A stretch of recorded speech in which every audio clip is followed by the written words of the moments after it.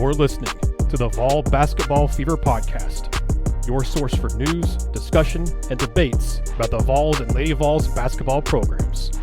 We're available on Apple Podcasts, Spotify, Google Podcasts, and everywhere else podcasts are found. Hello, everyone, and welcome in to another episode of the Vol Basketball Fever Podcast. I am Nathanael Rutherford, joined by Gene Henley, and I welcome you all in to another episode of the show, one of the last episodes of the year 2021. Feels crazy to say that, but 2022 is almost here. Thank you all for tuning in. If it's your first time here, welcome into the show. If you're listening to this on podcast, you can check out the video version of this as well on our new YouTube channel. Go subscribe there while you're there, because we don't just do video versions of the podcast. I do matchup breakdowns for a lot of the big games of Tennessee. I've already done a couple of those now. We'll hopefully maybe do some other interview type stuff on there as well for other video content, so be on the lookout for that. Can also find us everywhere podcasts are found: Apple Podcasts, Spotify, Google Podcasts, you name it, we're there. In fact, leave us a 5-star review on Apple and leave us a written review. And in fact, now Spotify also allows you to do reviews and 5-star reviews and things. So if you'd be so kind, you guys can go on to Spotify, if you listen to it on there, and leave us a 5-star review on there as well. So leave us a 5-star review wherever you're listening to the podcast, because you can do that on multiple places now. We're also on Twitter and Facebook at Vol Hoops Fever on Twitter and Vol Basketball Fever on Facebook. I mentioned this in a previous podcast, but I didn't do it off the top of the show. I did it near the end of it, so I want to go ahead and do it here off the top. And I mentioned before that if you leave a review, I'll read it here on the show. I'm going to read this one as opposed to doing it at the end of the show. I'm going to read it here right off the beginning. From Ray Steely, gave us a 5-star review, so thank you, Ray. Longtime basketball fan, great information, love having access to UT B-Ball Insight Weekly. Thankful for the Lady Vols portion of the pod as well. All Vol fans should follow. So again, thank you, Ray, for the kind review on Apple Podcast. Really appreciate that. That was left earlier this month. All right, Gene, we had to dive right into it here because Tennessee got a big win. And not just a big win, but they got a win that could really set them up well in a couple months here in March when it comes time for Selection Sunday. Tennessee pulls off a 77-73 win over number 6 Arizona, a team that I said going into it I thought potentially is the best team Tennessee's faced this year. It might be the best team Tennessee faces all season, but I don't know, because Tennessee has a pretty tough schedule moving forward to into SEC play, and then also with Texas looming as well. But point is, Gene, I thought this matchup for Tennessee was one that wasn't going to favor them in a lot of areas. I thought with the height Arizona had, with the way they played a really efficient offense, they had an efficient defense as well. Tennessee jumps out to a 16-2 lead in the game there at the beginning. It gives a lot of credit to Arizona for fighting back. They never could take the lead, but they tied it up twice in the second half. They were held to 21 points in the first half, was Arizona. Then they dropped 52 in the second half. So they figured some things out on offense. Tennessee's defense, wasn't as strong in the second half, but that defense was firing on all cylinders early, forcing a lot of Arizona turnovers. And then Tennessee rode John Fulkerson to death in the late portion of that game. He looked like vintage Fulky out there. A double-double, 24 points, 10 rebounds, even had 2 assists in the game as well. Was 8 of 13 from the floor, 8 of 12 from the free throw line, played 30 minutes, and Gene, he looked like, again, the Fulkerson from a couple years ago, where you just gave him the ball, he gets on the block, and he either does a fadeaway or he does a hook shot or he goes up and draws a foul. He was doing things I haven't seen him do in a couple years, and it was really nice to see that. Tennessee, again, needed that because they didn't shoot great from 3. They basically shot 30%. I think they're like 7 of 24, 7 of 25, somewhere around there from 3 in the game. So not a great percentage from 3. If you told me going into this game, Gene, that you would have Kennedy Chandler and Santiago Vescovi, go a combined 3 of 15 from 3, I thought there's no way Tennessee wins this game. But you had the contributions from not only John Fulkerson, but also Josiah Jordan-James was pivotal on offense. 12 points. He was 2 of 6 from 3, 5 of 11 overall. Also had 5 rebounds, 2 assists, 2 blocks. He was again the everything man for Tennessee in this game. And then Justin Powell came off the bench and provided some really quality minutes. 11 points, 4 boards. He was 1 of 2 from 3, 4 of 6 from the free throw line. And how about your boy, or our boy, I guess? We give him a lot of grief. But how about our boy, Gene? Uroš Plašić played some quality minutes. He played 10 minutes, but he came out, and I think his first 4 or 5 minutes on the floor, he looked pretty good. He provided quality minutes. He was not a liability out on the court. He had a very key offensive board that was dished back out to, that ended up being a Josiah Jordan-James 3. He finished 2 points, 3 rebounds, and an assist, 2 offensive boards. So that, again, very notable there in 10 minutes. Again, not the most amazing stat line, but he did affect the game, and he actually played some quality 10 minutes out there. And while Olivier Camois and Kennedy Chandler didn't have the greatest offensive night, Chandler was 2 of 14 overall for 8 points. He still had 4 assists, 3 rebounds, and 3 steals. And Camois only had 2 points on 1 of 5 shooting, but he was very tenacious on the boards. 7 rebounds and then 3 blocks as well. And really should have been a 4th one, but was called for a foul, even though the rim is also the one that stuffed the Arizona player on that one. Arizona, Benedict Mathurin got his points. He got 28 points. He was basically their only source of offense, because a lot of their other players who are very good offensively got into foul trouble pretty quickly. Christian Koloko and Azuolas Tubelis both got in foul trouble. And in fact, Koloko and Mathurin and Kerr Kriisa all ended up fouling out in the game. But Gene, we'll touch on some of the more, I guess, controversial aspects of it in a second, talking about the fouls and whatnot. But this game, I mean, again, it's the big highlight, and it's worthy of being the big highlight. John Fulkerson was the story of the game, and I got to give a ton of credit to him. But I also got to question Arizona and why they didn't change their defense, because Fulky scored basically the same way, like 4, maybe 5 times. It was giving him space 15 feet out from the bucket and letting him have the vision and have a dribble and then back down on the guy. And again, use his post moves to go up for a hook, to go up for a layup, or to go, release into his high release fadeaway that he does. I mean, I give him a lot of credit for making the shots, because he's not always made those this season when he's had the opportunity. But also, I got to question Arizona's defense not changing at any point to try to defend that and try to take it away from him. But still, Fulkerson is the big story of this game, and deservedly so.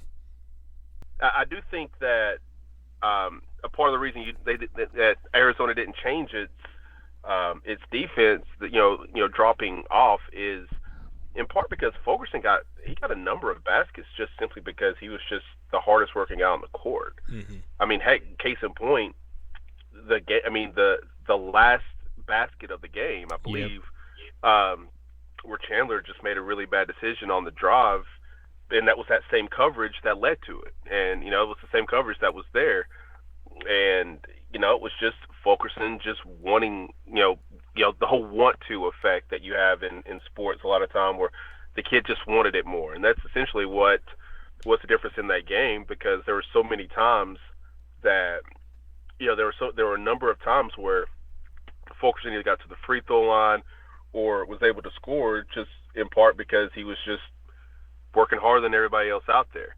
I do, at the end of the day, it was a great victory for Tennessee. And, like you look and see, you kind of point out some of those other details. Josiah was I thought he was good throughout the entire game. When Josiah's engaged, I think that's a completely different team. I just do. And you saw that he was engaged, and, he had the early steal and dunk in the first half. He knocked down the big 3 off the Fulkerson assist in the second half. Then I think, he made a number of just big plays. Chandler, I thought, was just kind of up and down. I mean, as we talked, I think, in the previous podcast, that this is going to be one of those games where you start to figure out stuff about certain players and about this team. And I think we can get to that in a minute, but you started to figure out like what this team can be. And Chandler had some, he had some good moments. I thought overall he was okay. Decision making is a problem, I think, in some key moments, but still, like, he's your starting point guard. He's such a valuable piece. I think he played I think he played the most minutes on the team last night. I don't have my computer around me right now, but I believe he played 33 minutes, which may have been the most. Yeah, he played 34, and then he played 34. Vesco played 33. So yeah, he's the most. Okay, yeah. So I mean, that's still a person you need out there, and I do think the foul trouble with Vescovi kind of hurt some of that too. Mm-hmm. But you're going to live and die with those freshman point guards, and there's going to be good moments, there's going to be bad. I mean, I don't think that Chandler will always make that decision like he made at the end of the game. He just made it, he made it in a key moment last night. But we said this, I think, when we had branded this differently.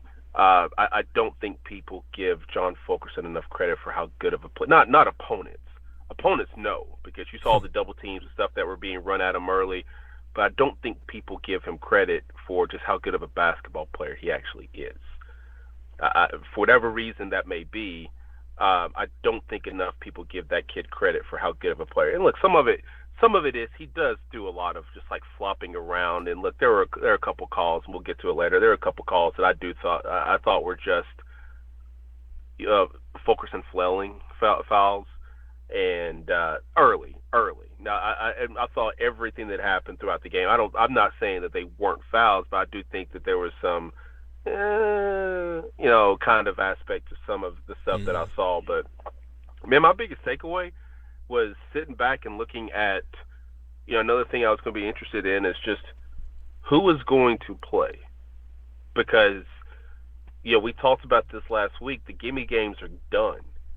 You've had, going into last night, I think you had 10 games to kind of figure out exactly what your rotations were going to be, and 10 games for people to look and see just who Barnes is going to feel comfortable with and confident in.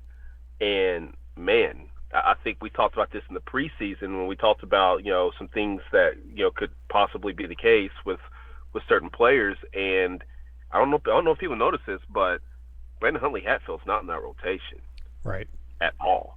Played 2 minutes last night. I think he looked lost on one possession, and he did not see the court again. And one of the things I mentioned was it could be real easy, when you have Josiah Jordan-James, a guy who has been through a lot of stuff and can play a number of different positions.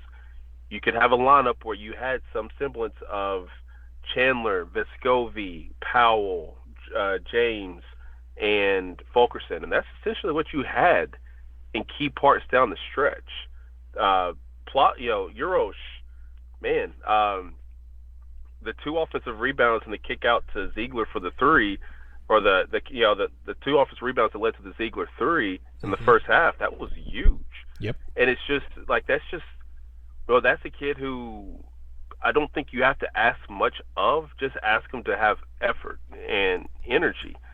And like to see him as a part of that rotation was big. I thought Olivier was good. Yep. I thought that the players who needed to be good were good. But I mean, we've seen what Barnes typically goes about an 8-man rotation about this time this year, and we saw what that rotation was. And maybe that's something. Maybe it could be adjusted or shifted, but. We see the 8. We see the starters. We see Urosh. We see Ziegler. We see Powell. And I feel like I'm forgetting somebody. Those are the 3 guys that play off the bench. Okay, yeah. You were spot on. They all played like 20 minutes last night. Mm-hmm. And that's your 8. And, look, if that's – and you can obviously, as last night showed, you can do a lot with that 8.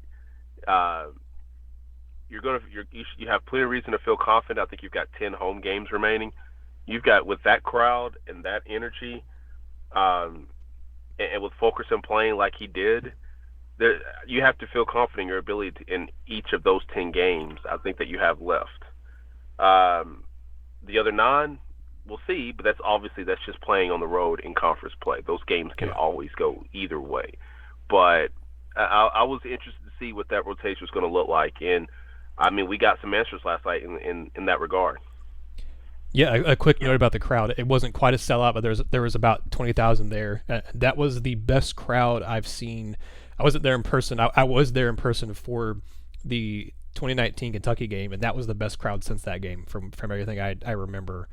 from being at that game when it was at Thompson-Boling, and Tennessee jumped out to a quick early lead in that game too, and never let Kentucky back in it. That crowd was electric in that game, and this crowd against Arizona was also electric. It was an incredible atmosphere, and I do think it shocked, and kind of that also played into why Arizona was rattled early, because they played a road game against Illinois, and I said it in my matchup breakdown. I was like, they I don't think this will bother them because they played neutral site and they played a true road game, but I also know when Thompson-Boling is rocking, Illinois is not going to compare to a rocking Thompson-Boling arena, and I think that was proven right. I think Thompson-Boling, when you have 20,000, 21,000 fans in there, and they're rowdy and loud, and the team gives them a reason to be rowdy and loud. It's one of the best basketball experiences you could ask for. It was incredible, and that crowd was electric in that game. And that I think that, and Fulkerson mentioned after the game, that really helped push him and help the team kind of energize them a little bit. So I don't think people really realize how big of a difference the crowd can make when you look at last year when you had very limited seating because of COVID and everything, and just how different it is this year for home court for Tennessee, especially moving forward now with this game and then moving into SEC play when you'll have bigger crowds, because this was the first really team that fans really cared about coming to see in Thompson-Boling. Besides, before this, you had teams like USC Upstate, UNC Greensboro, Presbyterian, Tennessee Tech. You didn't have a big time opponent to really come and watch in Thompson-Boling. This was the first one, and now you're going to come back in January 5th, and it's going to be Ole Miss. That's going to be not the most premier SEC team ever, but fans will show up for that because it'll be even though it's a Wednesday at 7, that's an SEC game. People will show up for that. You also have South Carolina, which should be one that people come to. You'll have LSU on January 22nd. That'll be a Saturday as well. So that one's going to be pretty full. Tennessee fans love, and everybody else loves, the hate Will Wade. So I imagine that will be rocking. But to go back to the actual game, Gene, I thought you brought up a lot of good points there. And to kind of build off of it too, the rebounding to me, that was an issue that I think that to me is the biggest thing I'm surprised Tennessee won, was the rebounding battle. Arizona finished with I think 34 rebounds, and Tennessee finished with 37. I know part of that was because Arizona's big men got in foul trouble early, pretty quickly. Both picked up 2 fouls pretty early. But even when they were in, Koloko played 19 minutes, Stabilis played 13. They still didn't rebound very effectively, even though they were in. I know you affects how you play your aggression when you have fouls or in foul trouble. But both those guys only grabbed 3 rebounds apiece. It's one thing for your not to be able to score a bunch of buckets and stuff when you're in foul trouble, but they still only grabbed 3 rebounds, and Koloko got 2 offensive boards. Stabilis got 0 offensive boards, which this is the first time all season that Arizona hadn't had at least 10 offensive rebounds in a game. So again, Tennessee did a good job of, when they missed a shot, or when Arizona missed a shot, Tennessee would do a really good job of actually getting it. And Tennessee finished with 15 offensive boards. That's the big thing. Fulkerson had 5. You already mentioned Urosh had 2. Powell had 2. Camwell had 2. Josiah Jordan James had 3. Even Kennedy Chandler is credited with an offensive board. So, that was a huge advantage for Tennessee. I said coming into it, if Tennessee can keep it even in the rebounding and make Arizona turn the ball over more than they usually do, Tennessee has a good shot of winning, and they did both those things exactly. Arizona came into the game averaging 12 and a half turnovers a game and turned over 17 times. So Tennessee did a great job of affecting both of those things. But Gene, you were right and spot on talking about the rotation and it being eight guys, and that's basically all who played. Huntley-Hatfield played 2 minutes, and you mentioned it, he didn't look great in those 2 minutes. And then Victor Bailey Jr. only played 1 minute, which I thought, that to me was the even more interesting one, because I could understand Huntley-Hatfield not playing because he's a freshman, and Tennessee went to that 4-1 set for a while there, where you had a small ball lineup with James at the 4 and Fulkerson at the 5. And that's one reason why Camwell, he played 20 minutes. That's a good amount for him. I think you'd also ideally, if you're Barnes, like to see Fulkerson not have to play 30 minutes in a game, but when he's rolling, you keep him out there. That's a no question about that one. But it was interesting to see the minute breakdown in this game, because you had Camwell, who's a starter, get 20, Powell off the bench with 26, Ziegler get 12 off the bench, and Urosh get 10 off the bench. And then Huntley-Hatfield and Bailey basically were out there for a couple seconds and then were back to the bench. And I understood it. Powell, to me, I thought his defense was better than it had been for most of the season. And again, he's a young guy, so he's still learning. I just thought it was really interesting that Bailey didn't get really any play in a game where Tennessee's offense, after that really quick start, kind of never really got going. You never really developed a rhythm other than, of course, John Fulkerson and working kind of inside out a little bit. But you didn't have as much dynamic three-point shooting, as much dynamic offense in this game as you have in games past. I think it'll be interesting to see what does Victor Bailey Jr.'s role, what is it moving forward? Is that going to be the case? I don't think he's going to be benched entirely for every single game moving forward, but Tennessee only has so many minutes to go around, and that's the issue. When you have so many minutes to go around and guys who actually can play, you're not going to get as many minutes as you probably think you deserve. And like you said, you got to keep Chandler out there. As long as he's not in foul trouble, you got to keep Vescovy out there. James does so much for you on both ends of the court that you got to keep him out there.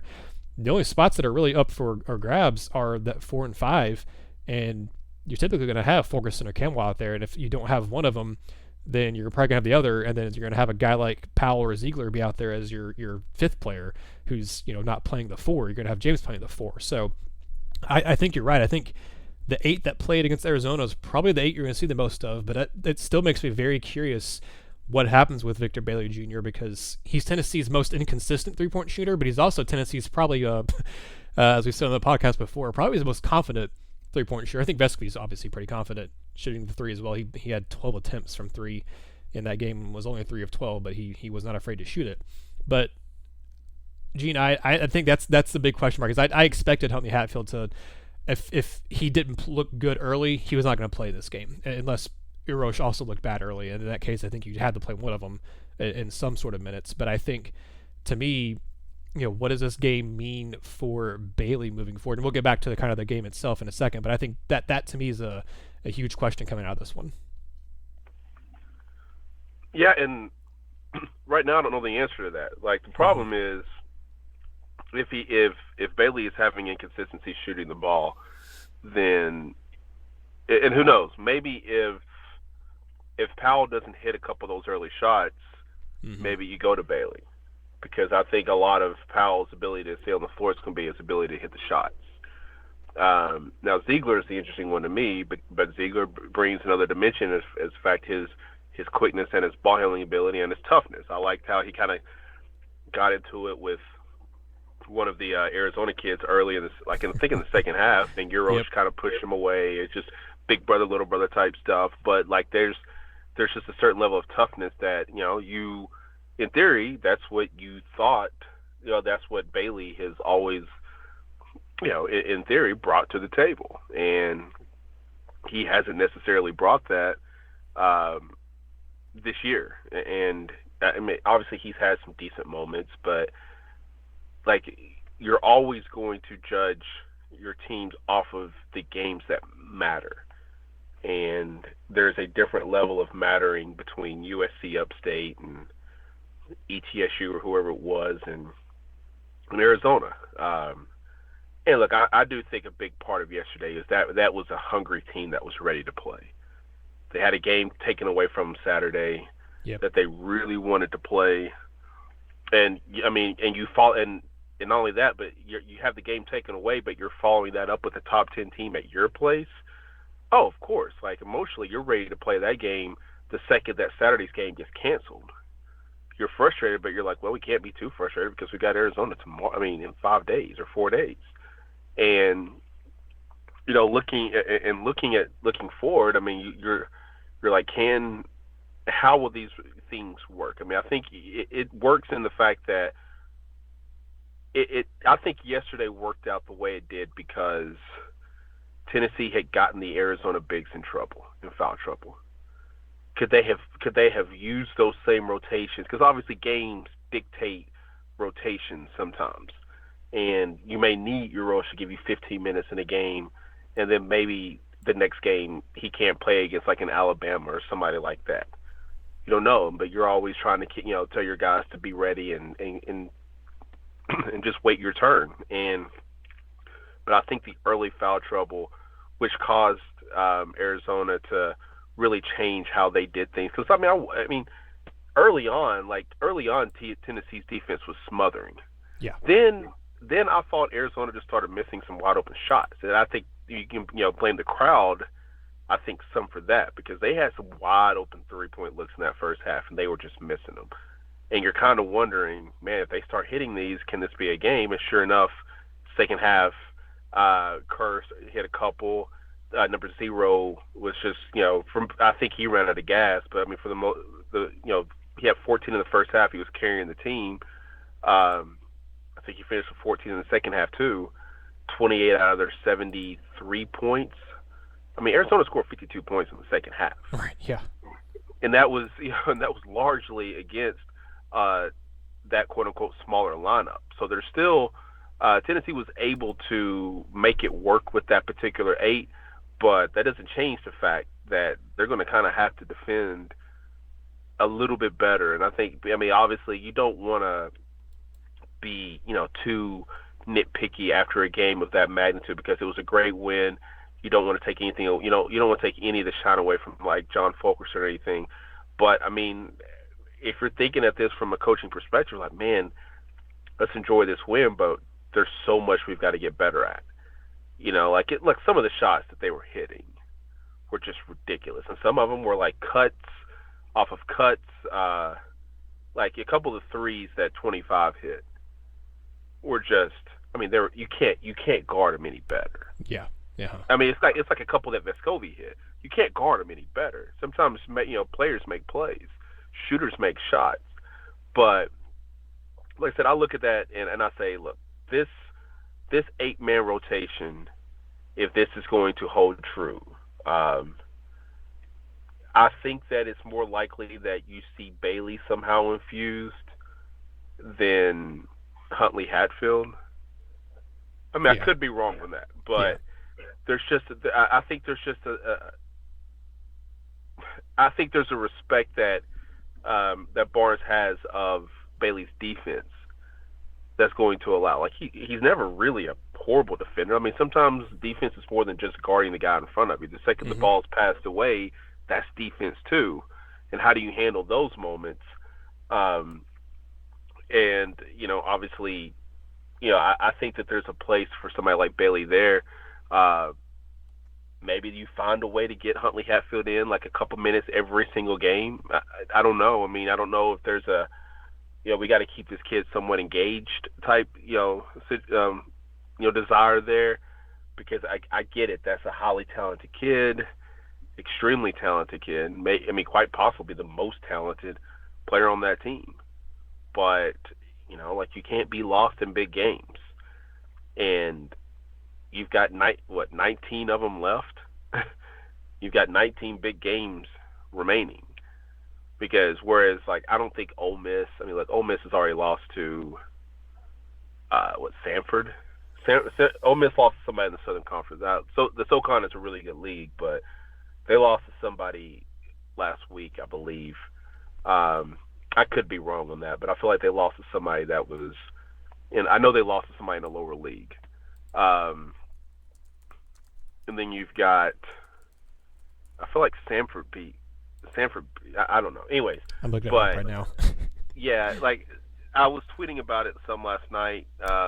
Let's see. Ole Miss lost to Western Kentucky and Boise State. Yeah, and then Marquette. So yeah, those are their losses. I guess West is probably the worst one. They got blown out by Western Kentucky. Yeah. Middle Tennessee almost beat them, I believe, is what it was. Yeah, it was close. That was 62-52. But yeah, Western Kentucky beat them 71-48. Yeah, so, and that's and Samford. Take it back. They lost to Samford Tuesday. I missed that one. Yeah, 75-73. I knew I heard something early this week because I just look. SoCon is a really good basketball league. Samford's really good. Every team in that league is 500 or above. UTC has beaten VCU, and they have got a couple top 100 wins. Everybody in that league is capable of winning. So I'm not, but that's not a game that's going to get too many people excited. To your point earlier, I get it. People are going to flock, but if you told me they had 18-7 for that game, I'm like, okay, I get that. And then I think you said the second home game, I've already forgotten. South Carolina. Yeah. We'll see. Now that third one, people are going to be at. Yeah, the Fighting Will Ways, people are going to be at that one. And I 1,000% understand that. And then the second you get into February, the way the SEC makes that schedule, I'm very confident that without having seen the schedule, there's an Auburn coming to town, there's a Kentucky coming to town. Oh, by the way, it was Georgia that's lost to everybody in the Southern Conference. They lost to ETSU and they lost to Wofford, I believe. Georgia's lost to everybody but Memphis, which is exactly the funniest thing. Yeah, well, this whole in Memphis, who shows up out of nowhere and beats Alabama, right? Who also has a loss to Iona this year, but also has a win over Gonzaga. But then they also lost to Davidson too. Yeah, so it's a crazy. That's why everything is just about just building yourself up in this non-conference, trying to get wins that can build your resume. Look, Tennessee for the rest of the time until Selection Sunday can flatly say, hey man, we got to win over number 6. Now who knows what number 6 is, but the second half Arizona team that I saw, that was top 5, top 10-ish quality. That first half, that was a team that was shook by the crowd and shook by the intensity that hit them as far as Tennessee was concerned. Because you said it, I was at Tennessee, Kentucky. I also covered Tennessee, Memphis that same year, which was the following season, but that same year, I believe. And those two games, and obviously with everything that happened, a year prior in that Tennessee-Memphis game with Penny and all, those two games had an intensity level that I've never experienced before, as a reporter. Mm-hmm. And to see the number of people that were at that game last night, I just thought that was really cool. And to hear the intensity level, because that's a program that, look, man, when football started struggling a little bit, basketball started improving, and look, that basketball program has gained a number of fans just because of what they've been able to do under Barnes. And even as football in Knoxville is improving and there's a lot of excitement around it, people just now have two things to go get crazy about now, as opposed to just waiting on basketball season and just having the one. Yeah, and now you also have baseball that looks like it's hopefully going to be going for a while, and hopefully getting their renovations to Lindsey Nelson to make that capacity bigger too. So, man, yeah, that's a really good point. And you mentioned kind of the slate of home games. Looking at kind of the end of January and into February, I mentioned LSU on the 22nd of January, Florida on the 26th of January. That'll be a big one. I know it's on a Wednesday, but it's Wednesday at 6 o'clock, which is weird. So maybe that'll be a late arriving crowd, but I think even a late arriving 16, 17, 18,000 for that one wouldn't shock me. Texas A&M, But then you also have in February on the 12th, Vanderbilt, which it's Vandy, but people show up for that one because it is an in-state rivalry. And then you mentioned it. You have Tuesday, February 15th is Kentucky. You have on February 26th is Auburn. So yeah, February has some big time, typical big drawing home games for Tennessee. And that Auburn one will be on a Saturday it says either noon or 4 p.m. So they apparently don't know the tip-off time for that one just yet, but that'll be noon or 4 p.m. And then Arkansas to close out the year at home and close out the regular season is March 5th, either at noon or 2 p.m. So those February games and that last one in March and the end of January is going to be some big drawers for Tennessee for the crowd there. All right, Jim, we've kind of touched on it a little bit. Let's just jump right into it here now. Let's talk about the fouls and the discrepancy in this one for Arizona and Tennessee, because I think there were some earned fouls, and I think there were some light whistles or some weak calls or whatever. If I'm an Arizona fan, I've seen a lot of them complaining after the game about Arizona getting bad whistle and the fact that refs gave the game to Tennessee and whatever. I don't think the refs gave the game to Tennessee, but I 100% will agree with any Arizona fan who has a gripe about the whistle, because Tennessee got some favorable calls. They absolutely did. They got the home whistle on this one. And it's not just the foul discrepancy of 28 fouls on Arizona to I think 16 to Tennessee. It was some of the fouls that were called, especially you mentioned. I think there was a couple of Fulky flailing around that picked up some calls early on, especially. But there were some obviously ones that went against Tennessee that that were questionable. I just don't think it was a great officiating crew, and you could say that for probably 90% of college basketball games nowadays. That it's just not a great officiating crew. I just don't think it's hard. It's not like it's an easy job either. It's hard to be an official in basketball with all the action and stuff going on and the decisions you have to make in a split second. But I will entertain Arizona fans who will gripe about the whistle and say, hey, Tennessee got the favorable whistle. But I'm not going to entertain people who say that, to quote the Field of 68 podcast, not really quoted, but to quote their headline, that Arizona was robbed, or someone, the other people saying that it was Tennessee, it was Arizona versus Tennessee versus the refs. I don't think the refs did a great job in that game, but I don't think you'd be hard pressed to find a game where refs do a good job in college basketball. But I also think that I understand the gripe, but also maybe don't turn the ball over 17 times.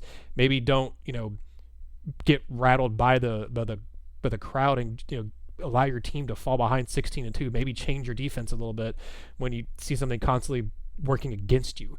I don't know, Gene. I will complain about officiating, but I will never say it's a reason why a team lost unless it is a blatant reason why. Unless it's a call that reverses, for example, in football, reverses a touchdown or takes points off the board. Unless a call takes points off the board and it's a wrong call and the game ends up being ends in a one possession game or something like that. That's the only way I will say that, hey, officiating cost a team a game. Even then, you can point to other mistakes the team made in the game and say, hey, if they do this better, then that officiating wouldn't have come into play, and they would have won the game anyway. There are other things I can point to Arizona could have done better or should have done better, and they could have won this game. And even despite all that, they still made it really close. And again, came back and tied it twice in the second half, and it was only a 4-point loss on the road in a really hostile environment. So again, I think this Arizona team is a really good team. But I got to acknowledge it, Gene. The whistle did go in Tennessee's favor. And it's not to say that, Tennessee didn't deserve the win, because they did. Because even with those fouls, again, Arizona did enough to win the game. Whether you want to say it was the deciding factor that Arizona lost, it was because of the officiating, I would disagree with you, because I think Tennessee did enough to earn the win too. But yeah, I definitely think Arizona fans have a reason to complain about the officiating, because it was a little one-sided, and I think it was partially because of some acting jobs in Tennessee, but there were also some, I think, bogus calls on both sides. I just don't think you're going to struggle to really find a really well-called college basketball game nowadays, because I just think the officiating level is not great across the board. Yeah, I mostly agree. I don't think I'm never going to judge whether or not a game was fairly called based off social media reaction, because I know that that's typically fans who are always going to try to take the perspective of my team was robbed or my team was perfectly fine. It was a perfectly officiated game. Well, it was horrible. Well, the answer is probably somewhere in the middle. And I think that if anybody is, I think the bigger issue, I don't think the issue is the 28 fouls against Arizona. I think the complaint is more just the 16, because of just, I did hear a snippet. I'm friends with one of the people who was actually doing the Arizona Was Robbed podcast. He actually sent me the entire thing. I haven't had a chance to listen to it yet, but he and I were texting back and forth, and like a little after I saw it, I texted him, he responded. But I think the issue is more just simply the 16 on Tennessee, because of how Tennessee plays. And when Terrence Oglesby, he did make the comment. He said Tennessee does not play soft. There's nothing soft about that team. So, and then whoever the other guy was told the story of, I guess he was an assistant college basketball coach. I didn't really recognize him at first glance, but he had just told a story about how they basically got a foul on Grant Williams because of something that Tennessee does, on the opening tip, where, when somebody tips up, the ball goes up, they try to tip it, and somebody like Grant immediately tries to clear you out so that Tennessee can get the ball. And I think maybe they had a kid flop or something, and they end up calling a foul on Grant 2 seconds to a game.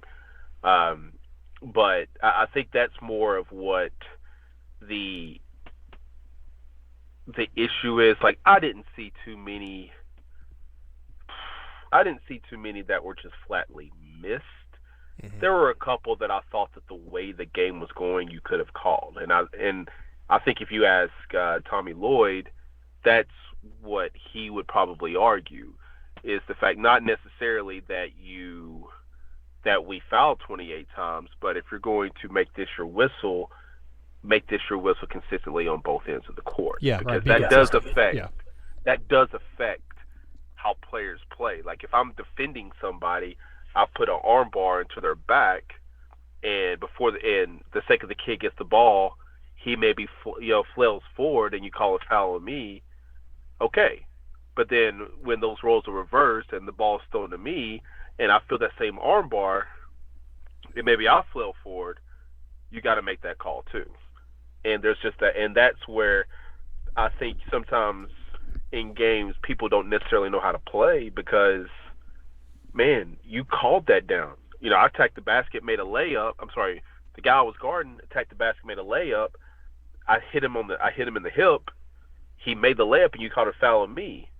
The exact same thing happened down there. I made the shot, but there's no foul. And I don't think that anybody tightly connected to the Arizona program is out here complaining about fouls cost us the game. I think the slow start kind of did, but you overcame that. So you can't really blame the slow start when I kept waiting. I'm like, if Arizona takes the lead in this game, it's going to be interesting. And I just kept watching, and as much as they battled back, they kept battling and they kept battling. There's a different mentality. I was at a game last night that was similar where MTSU was ahead on UTC the entire game. UTC kept battling, and then they took the lead, and then it was a completely different game, and UTC ended up winning the game by like 15 points. And I wondered, I said, if Arizona can take the lead, and so after the game was over, I went back on the play-by-play. I'm like, oh, they never took the lead. So they were always, a step behind. I mean, I know the game was tied on a few occasions in the second half, but when you're behind, when you've been behind all game long, 63 all may as well be 63-57 because you still have that same mentality, and they were never able to catch up. Tennessee won that game because for 40 minutes they had the best player on the court. Yep. And with all due respect to number 0, who I thought was amazing all game long for Arizona, Fulkerson was the kid who, again, wanted it the most. The kid who had the mentality to go out there and fight and just care about it more, all those little trendy terms that we all roll our eyes about, but they actually have some level of credibility to them. I thought that did matter. That he was the best player on the court, and they deserved to win the game because of that, and not because of a 28-16 foul discrepancy. I think it's well said. And yeah, I was looking back at the play-by-play. Arizona tied it up at 62 all with 5:06 to go in the game. Tennessee was able to go back and grab a 4-point lead after that, but then Arizona nailed a 3. Tennessee got a free throw. It missed one and made one by Fulkerson, and then Arizona was able to go and tie it up 67 all at 2:58 to go, and then never were able to, as you mentioned, ever get the lead or ever tie it back up after that. That's a really good point about your mentality. Even though you tie it up, it might as well still be trailing because you're never at that point even had the lead at any point in that game. To quickly interject that, if people really want to complain, they should probably look at the technical foul that 25 got. That was about to bring that because up. That played such a huge role because I'm pretty sure it was either a tie game or a 1-point game. All of a sudden, Tennessee gets 2 free throws, and then whoever was at the free throw line, I think that was Powell too. Mm-hmm. He hit 1 out of 2, so you just got 3 free points. Yep. And if you look at the difference in that game was technically 4, but it was a possession game essentially. And you gave up 3 free points on a possession that you didn't have to give up. You were going to give up at least 1, perhaps 2. But you gave up 2 points that you didn't even need. And if you look back on the play, I think I know what he was doing. I've done this before myself, and it's when Because if you look at the replay, he's not looking at the ref. But there's a way that you can communicate stuff to your teammates where you're also mocking the official, to where you're saying something like, don't worry about that crap call. Don't worry about it. Hey, we're good. Don't worry about them. We know it was a bad. And you're saying stuff to your teammates, but it's also mocking the refs. Mm-hmm. And I would not be surprised if it were to ever come out, and it's obviously not, that was something. Because if you just looked in that moment, he's not looking at the ref, and whatever he was saying was bad enough for at least one of his players to try to stop him from saying whatever, to try to stop the official, because he saw the teammate, I think it was number 4, saw that they were about to tee up him, and he was like, no, it was too late. He had already teed him up.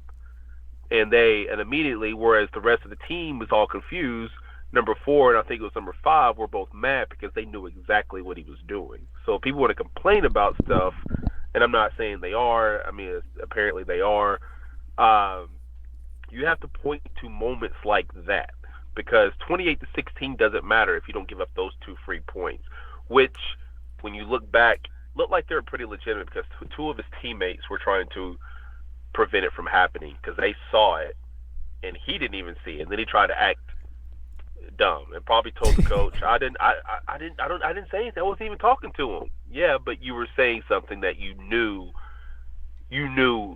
its intent. And that, so I'm sorry to cut you off, but that was one of those things I completely forgot about until you started talking about it.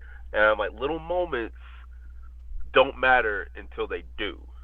And you lose a game by 4 that you had every opportunity of stealing on the road, a game that you started horribly.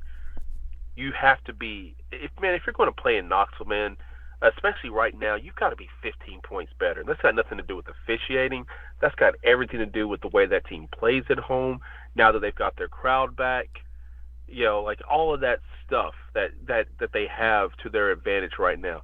You have to be 15 points better.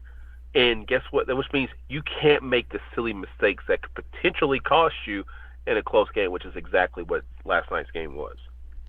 Yeah, I was going to circle back to it, so I'm glad you went ahead and brought it up. But yeah, it was a 1-point game at that point when Powell went to the line. It was 63-62. He was there at the line, and like you said, Kerr Kriisa got that whistle for technical. Powell made both of his technical free throws. He missed the next one, but then he ended up making the another one that he did there. But yeah, he was 3 of 4 on that run there, was opposed to being maybe 1 of 2 or 2 of 2. Like I said, that was 3 free points that made it a 1-point game up to a 4-point game. And then granted, 10 seconds later, or not even 10 seconds later, Justin Keir goes down and nails a 3 and makes it a 1-point game again. But that was the difference in it being a 1-point game to potentially Arizona having the lead at that point. So that was a really good point. And I was going to ask you. And sorry to Thompson-Boling this. Mm-hmm. A technical foul, I'm pretty sure, is a personal foul. Yeah, he got, because that ended up being his. Fouled out. I think that ended up being his 4th, and yeah, he ended up fouling out later on. That's a foul that you could have. You're not able to help your team at the end of the game because of that foul. So that matters. Like, those are again, that matters as well. Sorry about that. I'm on a roll. I'm excited. People who don't know, I don't typically have a chance to watch the games, but today I sat down. I had an opportunity to watch the game beginning to end.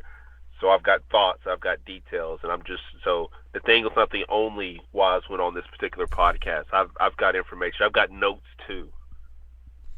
Well, my question to you, and then we can kind of move off this game too, but my question to you about that foul is, did you think it was a weak call? Because I saw people, more Arizona fans than anything else, saying that was a weak technical call. But I also think it's not just that specific moment. I look at Kerr Kriisa, and I saw this from other Arizona writers. He's not quite at the same level as a Marshall Henderson, but he's that kind of guy where he has attitude and he's always drawing off. You saw him in the game; he's a very just passionate player, yelling and getting his team fired up, and himself getting fired up. I don't think it was necessarily just that moment. I think it might have been just a culmination of, him jawing off the entire game. But I am curious your opinion on it, Gene. Did you think it was a weak technical foul call? No, because I don't know what was said. Because if he did things in the scenario that I kind of framed out, that I kind of just laid out, where he's talking indirectly to the refs, but he's looking at his teammates, that's technical worthy, because you're showing up the refs because you didn't like something that may have been called. And that kind of looked like my perspective when I was watching it. Was, it seems to me the way that his teammates tried to run in because they saw it happening, and the fact that the official did not care and teed him up, because in that moment when he's stepping into the lane and he's just saying, hey, let's go guys, hey, we're good, you're not going to tee that up. But if he's saying something else that's not, screw these refs, guys, don't worry about them, let's just do us, you got to tee them up. So that's why it's hard to specifically say whether or not it's a true tee, where it was a technical worthy moment, because I don't know what was said. I think if we all knew what was said, we could all form a much different opinion, and maybe somebody out there can read lips and tell us what was said prior to the technical. But until then, I don't know. And hold on, Nathanael, let me throw this back at you, because if you brought up the number 25 and Marshall Henderson comparison, I've got a comparison for you because of something I said earlier that I don't know if Tennessee fans will appreciate, but please let me finish. What do you think of the comparison between John Fulkerson and Grayson Allen? Oh, God. Hear me out. Hear me out. Grayson Allen was a really good basketball player. And I'm not about to I'm not suggesting that John Fulkerson is dirty. What I'm suggesting is that because of just the way he is, people maybe overlook how good he is as a result. Like Grayson Allen, his niche was, he was the tripper. Mm-hmm. Fulkerson is like, Grayson Allen is to tripping what Fulkerson is to flailing. I think that's fair. I think that's fair. Yeah. And that's what I'm saying. Like, people will sit there and think that John Fulkerson stinks.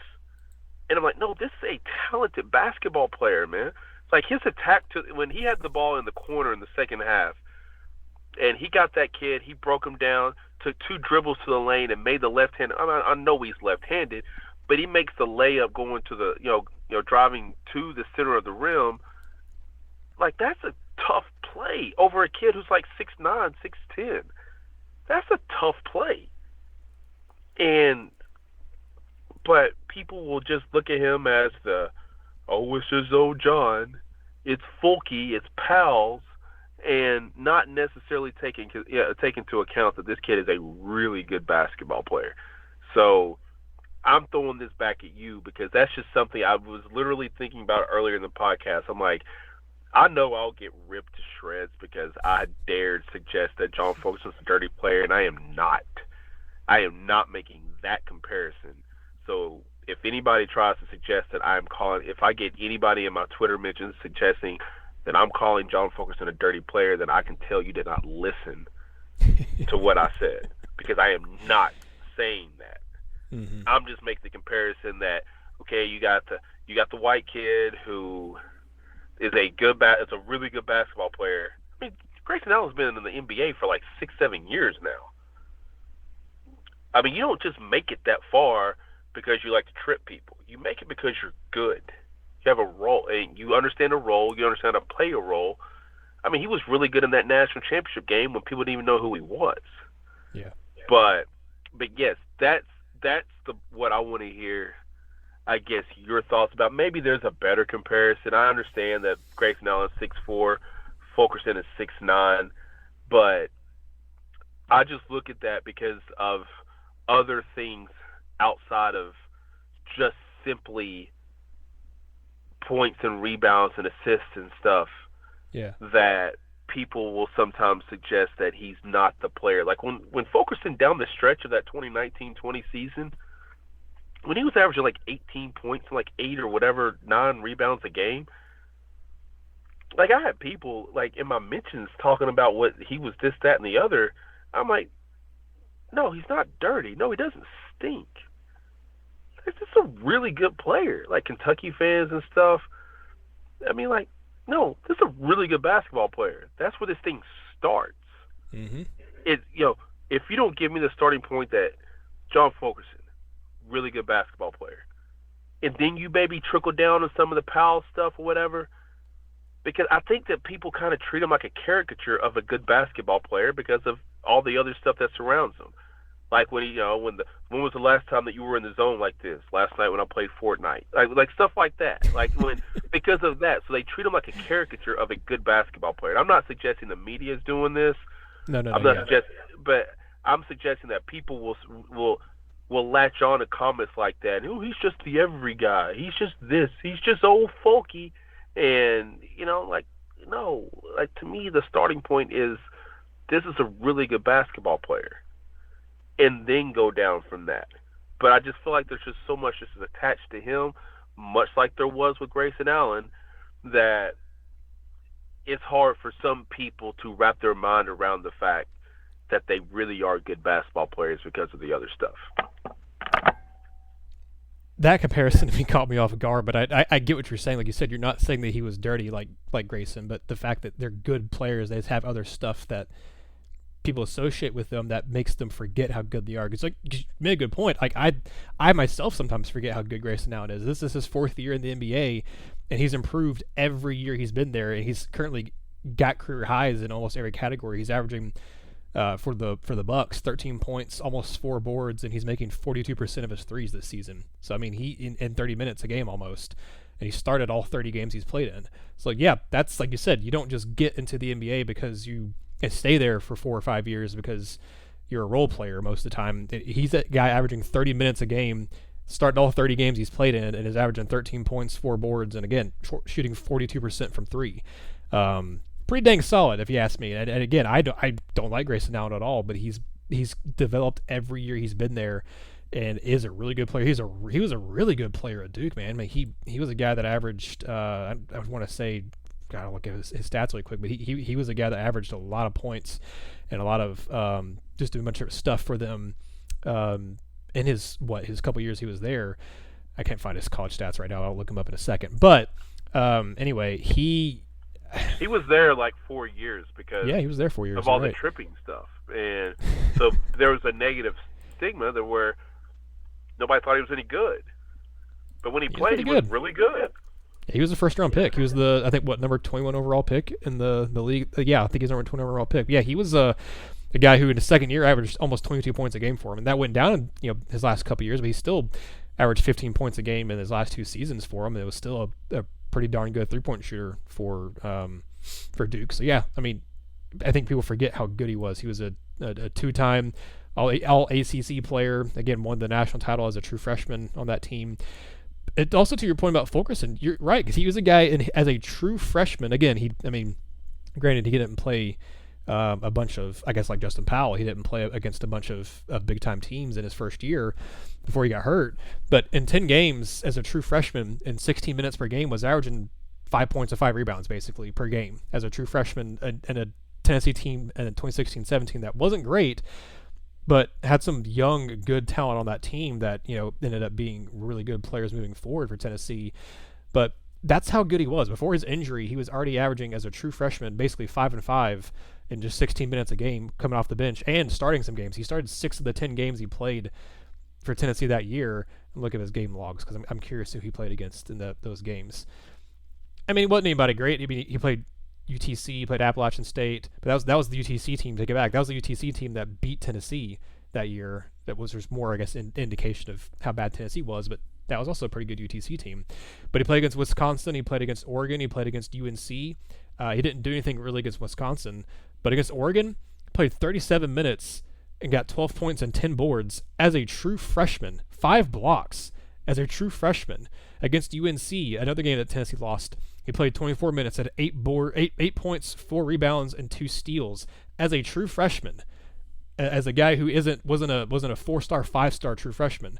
That's how good John Fulkerson is. That was a true freshman John Fulkerson playing against high quality opponents in those 5-6 years ago, and putting up points and getting rebounds against some really good teams, and obviously ends up getting hurt and misses the rest of the year, and then he wasn't the same the next season because he was still recovering, and again was more of a role player in the next couple of years anyway.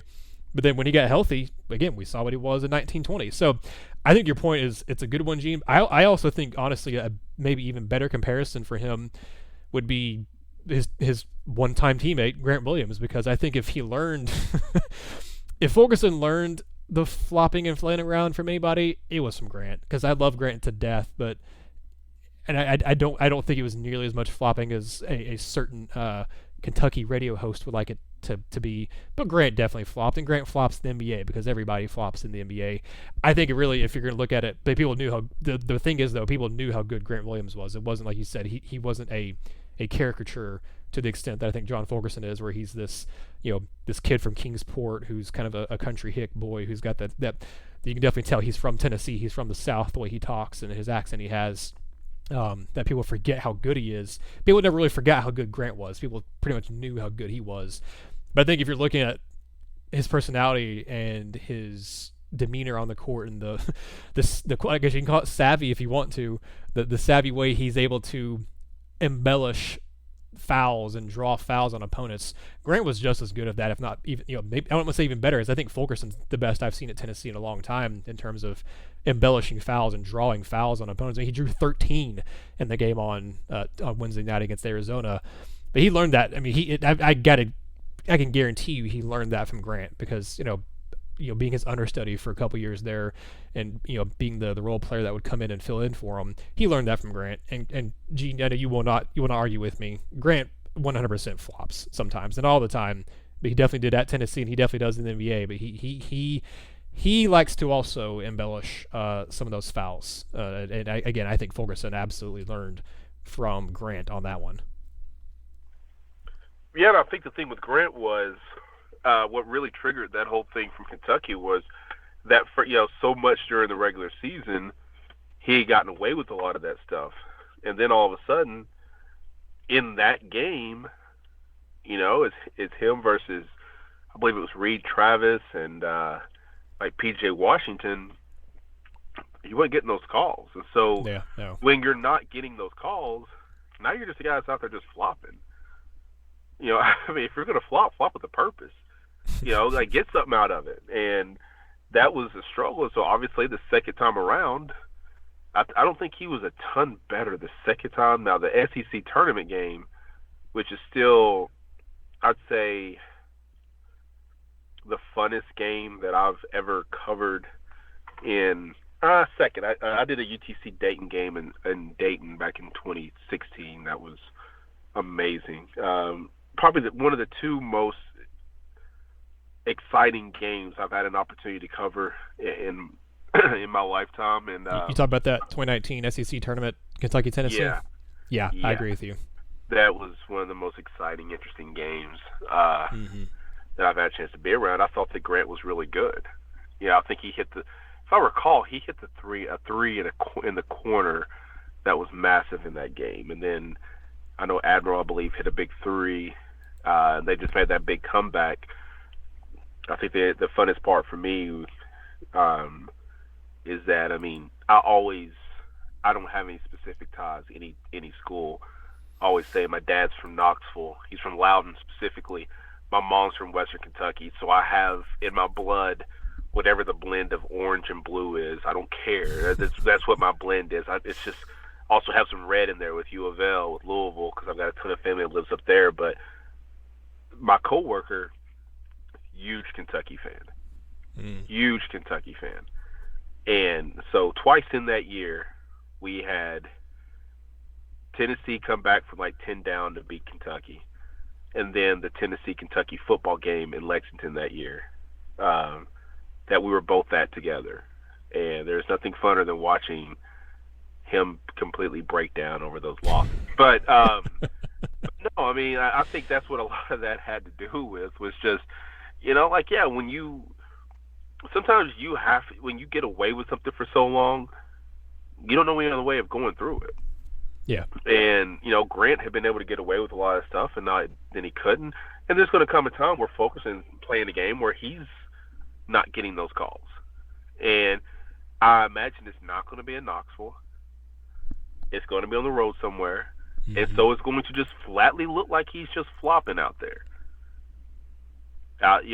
For everybody's sake, I hope it's earlier in the season.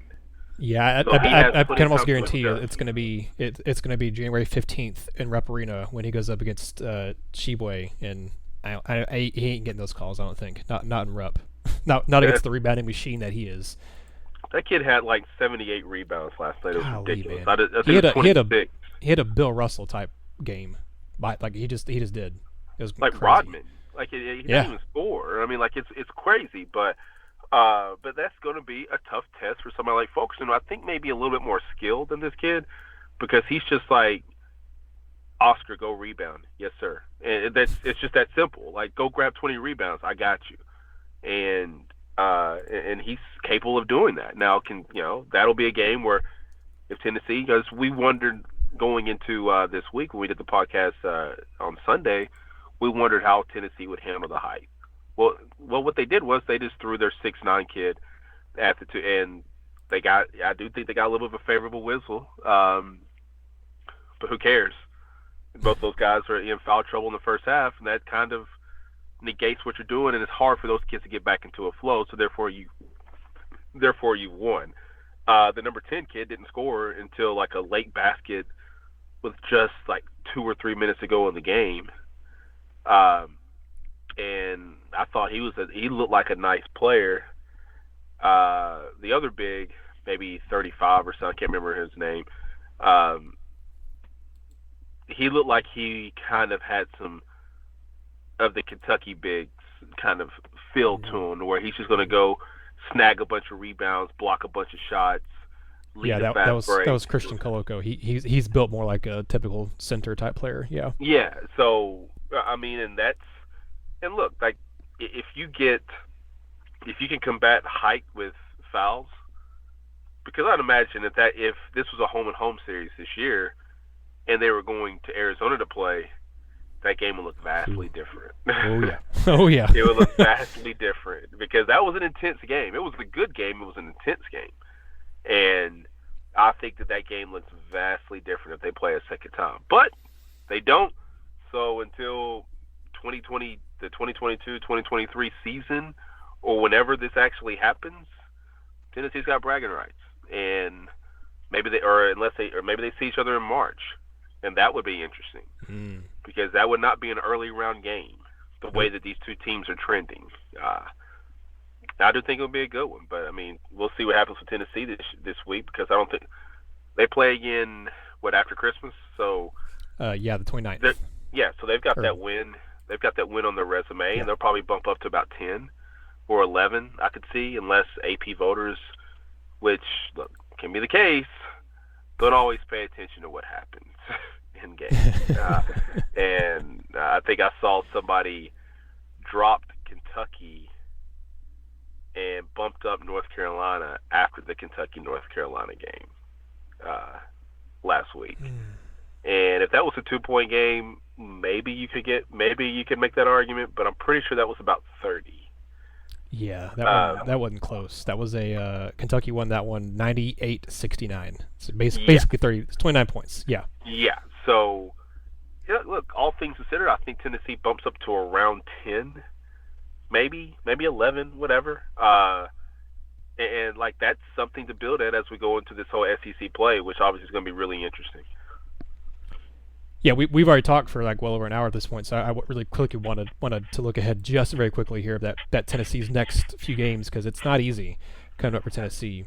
You've got at Alabama, like you said, December 29th to end the year, and then in January you have home against Ole Miss, at LSU, home against South Carolina, at Kentucky, at Vandy, home against LSU. I guess the other one's at LSU. I think I said that right. Anyway, home against LSU, home against Florida, and then at Texas. So that's all just the month of January, excluding the Alabama game. So that's a rough month of January for Tennessee. You've got LSU twice, Kentucky, Florida, and Texas. I mean, again, Florida I think is already starting to Mike White's coaching starting to kick in there, and they're starting to regress from what they were. But it's still going to be a tough game, I think anyway. But man, that's not an easy schedule for Tennessee, and I don't want to look ahead too much. I guess I don't think we'll probably do a podcast before the Alabama game next week. But yeah, man, Gene, that's again another big test. This was a huge test for Tennessee, but again, it was at home, which really helped. Now you're going over to Tuscaloosa, where Tennessee just can't win in Tuscaloosa in any sport. It feels like, unless it's women's basketball. Besides from that, like, men's team struggles there in basketball. We don't got to talk about the football team and how much they struggle in Tuscaloosa. That's a duh. That's for sure. For sure, even the baseball team has struggled when they played Alabama in Tuscaloosa. I mean, it feels like Tennessee it's a house of horrors. Tuscaloosa is just not a place that Vol fans want to go. But that one's going to be really interesting because of the way things have gone for Alabama this year, where, like you said, or as we mentioned earlier, it's just been it's been just such a weird and interesting, already, and crazy fun to me college basketball season, where you've had a lot of big moments, and then teams, again, we've already had the Purdue game where they were number one for a few days, just like Tennessee was back in 2008, number one for a few days, and then get upset by a late bucket. That was an exciting game against Rutgers in that Purdue game. But you look at Alabama, who wins over I guess I don't think Miami's that great this year, but they beat Gonzaga, they beat Houston, and then they go and they lose to Memphis, they lose to Davidson, and they also lose earlier in the year to Iona, which give Iona credit. Iona's having a solid year right now. They're what are they? Are they still undefeated? They were undefeated. I think they lost to Kansas. That's right, and Belmont too, actually. Yeah, Belmont got them. Yeah, but they're still a solid team. But still, Bama shouldn't have lost to them. Especially, I mean, those by 4 points, but still, they should have lost to them. But it's a home court for Bama, which I think is going to be bad news for Tennessee. But Alabama, again, just lost on their home court to Davidson. So I don't know, man. That one's going to be a really fun one. This Alabama team is a very different team defensively because of we mentioned it before, Herb Jones. I keep wanting to call him Herb for some reason, but no Herb Jones has made a difference, and they're not shooting as good from three this year as last year. But again, it would be hard to, I guess, shoot as good from three as you did last year, because golly, they were exceptionally good from three last year. But right now, this year, not horrible, but basically about the same percentage as Tennessee. They're shooting 33.7% from three, which is about 34-ish%, whereas last year they made 35.2% of their threes and made 10.5 per game. This year they're making almost 10. So I mean, they're close to the same clip, I guess. It just seems like their offense isn't hitting the same way it did, and their defense certainly isn't. The defense last year was a lot better efficiency wise than this one, and in points per game wise too. Right, and I think that's actually a good matchup for Tennessee because of just, you look at, if this is the 8, we talked about the rotations. Their 8 match up well. It's not like there's Bama's not super tall. Yeah, that's what I'm saying. So, like, you're not talking about a team that has the ability to overwhelm you with their size, kind of like we questioned how Tennessee would fare against in Arizona. Alabama's not LSU. I know Will always tries to, overwhelm you with some size and some skill and just be tougher and all this, that, and the other. Bama's not that. So if this is the 8, and we'll see what happens next week, if this is the 8, then it'll be interesting to see how the 8 matches up, because your 8, I mean, you feel pretty good about that. Now, maybe that's a game where you favor Bailey to Ziegler. Maybe. I don't know. Again, I don't know. I think, but your 8 right now, you do have some level of comfort with them because there is some youth there, but then you've got Fulkerson, you've got Josiah, you've got Vescova, you've got guys that have been in that program for a number of years. So whereas you're youthful in some spots, Olivier's in his 3rd year as well. You're youthful in some spots. You've got some guys that have been through it too. So you have a nice little mix there. It's just how quickly does your point guard position mature, and can they consistently make smart plays down the stretch of games because, and I think that's why last night's game was good because, like, man, if you're a freshman, you're going to make some mistakes. If you've never been in situations before, you're going to make some mistakes. Like that play at the end of the game, if I'm Barnes, I'd be like Nick Saban at halftime of that Texas A&M game. Like, I'm frustrated, but I'm also kind of smiling because I'm like, I got something I can show them on tape. That's all I need. I can show them on tape decision-making. This is what we have to have. You know, and Barnes likes down the stretch of games going with 2 point guards. It was Jordan Bone and Lamonte a couple years ago. That was kind of their pairing. Vescovi and Springer, you know, you tried different things, and you still have Vescovi out there. So you could, you know, there you could go with 3 guards, 3 lead guards in that moment. And I think Bailey can handle some of that as well. And to whereas now you're just kind of hoping you can get something out of. And I'm only going to go with 7 names here because I'm going to leave one out. To where, you know, you've got those primary 4, and then you just need whatever the role is of Fulkerson and Olivier and Justin Powell. I didn't put Urosh in there just because down the stretch of a game, let's be honest, we don't need Urosh for ball handling in any way, shape, or form. We may pass you the ball, chin it, get the ball to somebody else. Whereas at least I think you feel confident in at least some of those other kids' ability. The Olivier attack and pass to Powell in the first half, by the way, was really good. Really good. So that just speaks to some of the ball handling things that you can expect. You don't need them to be out there crossing you over. You just have to be able to be, you know, good enough with the ball in your hands to where you don't get it stolen from you. You can get fouled and you can go to the line and make some free throws. So if those are their 7 down the stretch, maybe you take maybe you take Urosh out and put Bailey in that scenario, then now you're better to where you have to be fouled and you have to hit shots. Because we've both said it on this podcast, I don't care when you put Bailey in, he thinks he's going to make the next shot. Yep. Oh, yeah. This I'm just looking at them on paper. I've watched a little bit of Alabama this year, but just looking at it on paper, like they're an interesting team for them not being super tall. You do have Charles Bediako and Noah Gurley, who Bediako is 7 foot, Gurley is 6'8". But you and I talked about Noah Gurley before on the podcast when Tennessee was looking at transfers and stuff. For them not being a super tall team, they do have 3 guys who are in that 6'6" range.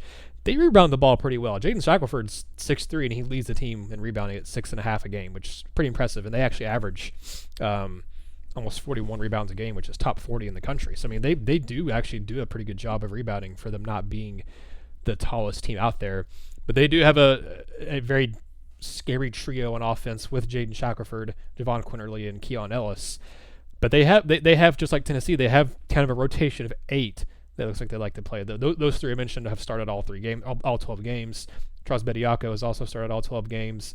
And then you've recently seen a lineup switch to where Juwan Gary, I think, has been more the starter, and Noah Gurley has been coming off the bench. But those 2 guys are, you know, your 5th and 6th players.